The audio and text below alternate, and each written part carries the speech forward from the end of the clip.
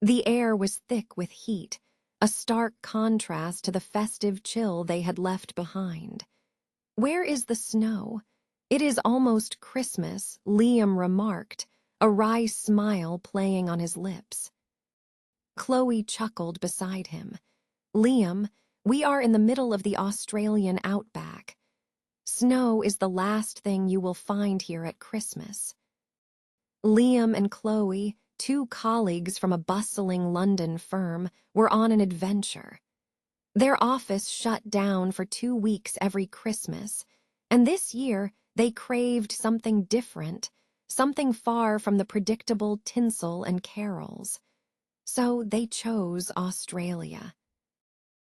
Upon landing, they rented a sturdy car and began a long journey across the vast, sun-scorched landscape, aiming for Alice Springs. Each evening, they would find lodging in tiny, sleepy towns. The roads were eerily empty, stretching for miles without a sign of another car, house, or person. The heat was a constant, oppressive presence. "This is certainly going to be a memorable Christmas," Chloe said, gazing out at the endless red earth. No snow, no pine trees. "Just a grand adventure," Liam added with enthusiasm. "It is going to be wonderful because it is different. That is the whole point." It was their third day on the road. They had departed from their small hotel at dawn, but the sun quickly asserted its dominance, baking the asphalt. Suddenly, Chloe pointed excitedly. "Look, Liam, a kangaroo." A magnificent creature bounded across the road in a few powerful leaps and vanished into the scrubland. The silence that followed was profound. After another 2 hours of driving, they pulled over to eat their packed sandwiches and sip their dwindling water supply. "All right, let's get moving," Chloe announced, feeling a sense of anticipation. "We are getting close. We should be in Alice Springs by tonight." But when she turned the key in the ignition, there was only a weak clicking sound. The engine refused to start. The car remained stubbornly still. "Chloe, what is wrong?" Liam asked, his voice laced with concern. "Is it the car?" "I have no idea," she replied, her brow furrowed. "Let's check the engine." They both got out and peered under the hood, though neither of them knew much about mechanics. "Everything seems to be in place," Chloe said with a sigh of frustration. "I just do not get it." "What are we going to do?" Liam asked, the vast emptiness of the landscape suddenly feeling threatening. "We must be miles from the nearest town, and we have not seen another car for hours. We really need some help." They waited. The sun climbed higher, becoming relentlessly hot. For nearly 4 hours, they sat in the narrow shade of their disabled vehicle. Fear began to creep in. Their food and water were dangerously low. They needed a miracle. Soon, the heat and stress lulled Chloe into an uneasy sleep. "Chloe, wake up. Someone is coming." Liam's urgent voice cut through her daze. It was true. A tiny speck on the horizon grew steadily larger, resolving into an old car kicking up a cloud of red dust as it approached. Chloe and Liam scrambled to their feet, waving their arms frantically. "Stop, please stop," they yelled in unison. The car slowed and pulled over. A young man, probably no older than 19, stepped out. He was tall with kind eyes and long, sun-bleached brown hair. "Hello there," he said with a calm smile. "Looks like you are in a bit of trouble." "Yes, please," Chloe responded, relieved.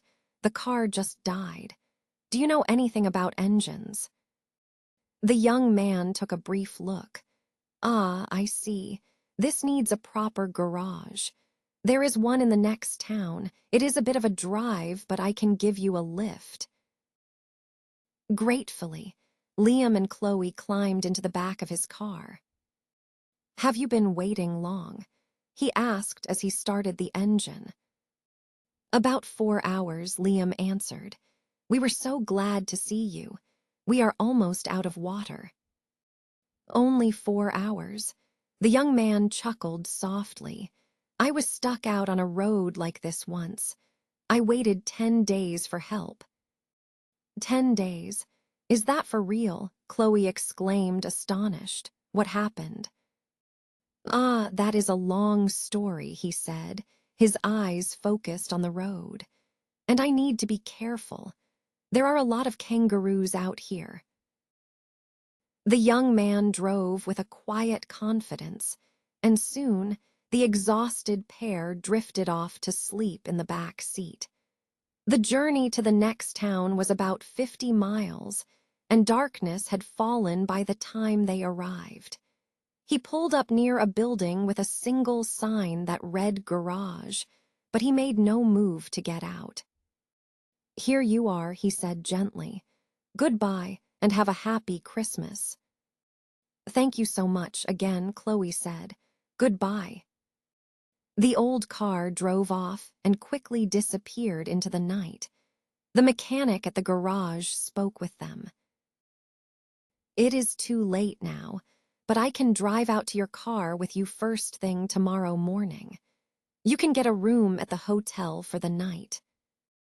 Liam and Chloe walked to the small hotel.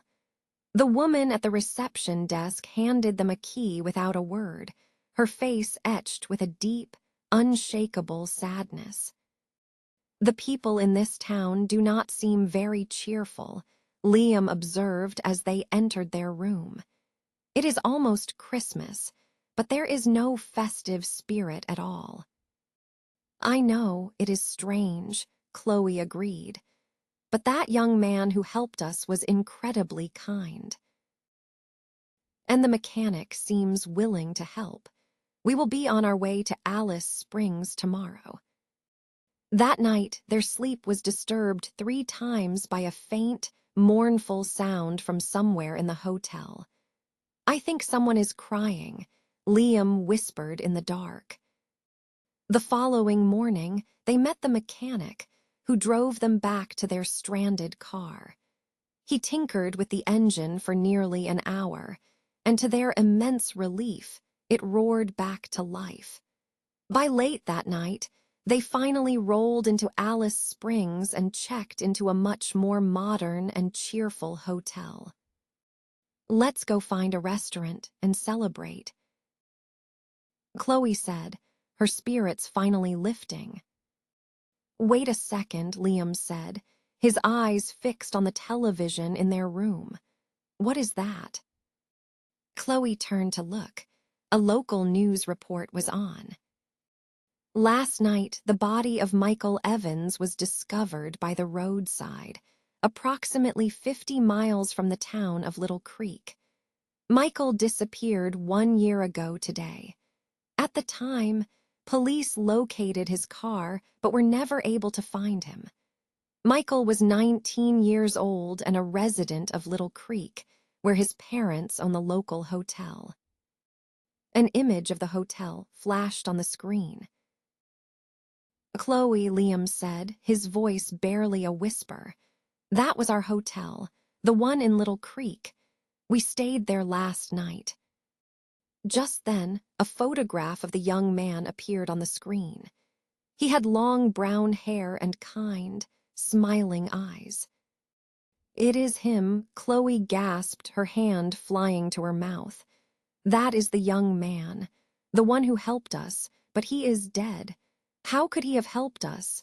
It is impossible. Liam was silent, his face pale. What are you thinking, Chloe? Liam asked, his own mind reeling. We saw a ghost, Chloe said quietly, a shiver running down her spine. A kind, gentle Christmas ghost,